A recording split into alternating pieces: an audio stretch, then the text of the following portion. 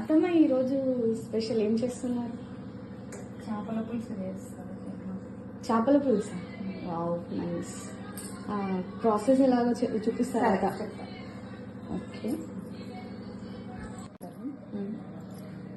3 ఉల్లిగడ్డలు, ఒక టమాటా, ఇవి పోపుకు జీలకర్ర, ఆవాలు, ఎండుమిర్చి, చింతపండు పెద్ద నిమ్మకాయ అంతా, ఇంకా ఇవి వేపుకోవాలి.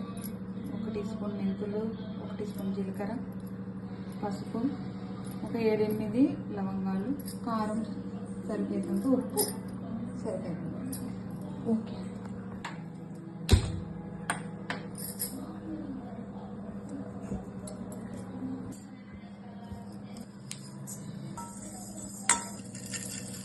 అవన్నీ వేపుకున్నాం కదా, ఇప్పుడు ఉల్లిగడ్డ కూడా వేపుకుందాం. ఓకే. అంటే మెంతులు, లవంగాలు, జీలకర్ర అవి కొంచెం ఫ్రై చేసుకొని సైడ్ పెట్టేసుకోవాలి. దాని తర్వాత ఆనియన్ కొద్దిగా కొంచెం మగ్గిన తర్వాత ఉల్లిగడ్డ, టమాటా ఉన్నాయి కదా, ఇవి కూడా వేసుకొని మగ్గించుకోవాలి. మగ్గించి ఇంకా మిక్సీ పట్టుకోవాలి. అన్ని కలిపి మిక్సీ పట్టి పెట్టుకుంటే టేస్ట్.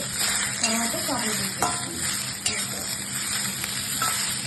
ఇంకా మగ్గిన తర్వాత చల్లగైనాక మిక్సీ పట్టుకోండి. అయిపోయింది. వేయించిన మీద ఇది మిక్సీ పట్టి పెట్టిన దీంట్లో వేసుకొని అన్ని పడినంత కారం,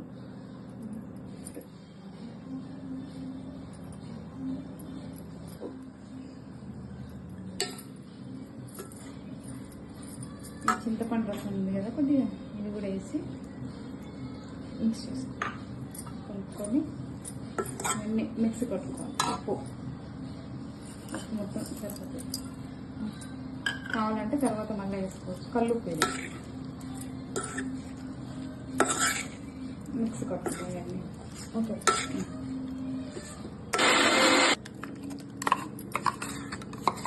చేపల పులుసుకు పేస్ట్ తయారైంది. కూర తీసుకుంటాం. ఓకే.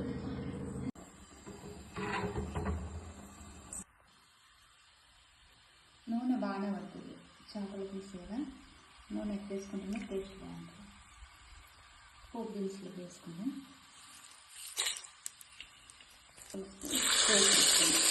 మిక్స్ పట్టుకుంది కదా,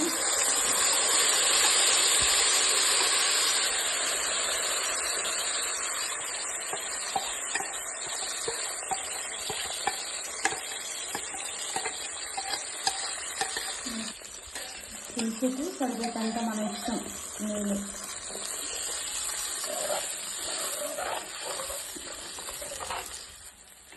ఇది బాగా ఉడకాలి. పులుసు అనేది మంచిగా ఉడికిన తర్వాత చేపలు వేసుకుందాం.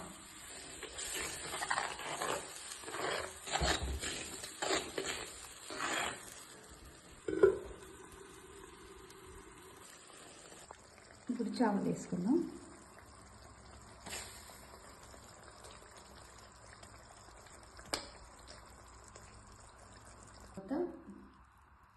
స్పూన్తో మంచిగా ఇట్లా అనుకొని, ఇంకా దీని మళ్ళీ స్పూన్ పెట్టకూడదు, చిరిగిపోయినట్టు అవుతుంది. కుండ పట్టుకొని ఇట్లా కదిలియాలంతే.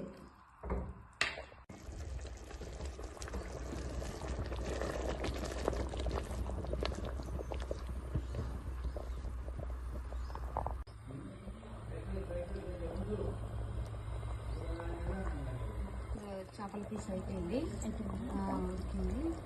కుండ కదా, ఇది పీల్ చేసుకుంటే ముక్కలు అనేటివి పీల్చి తీసుకుంటే బంద్ చేస్తుంది. ఓకే.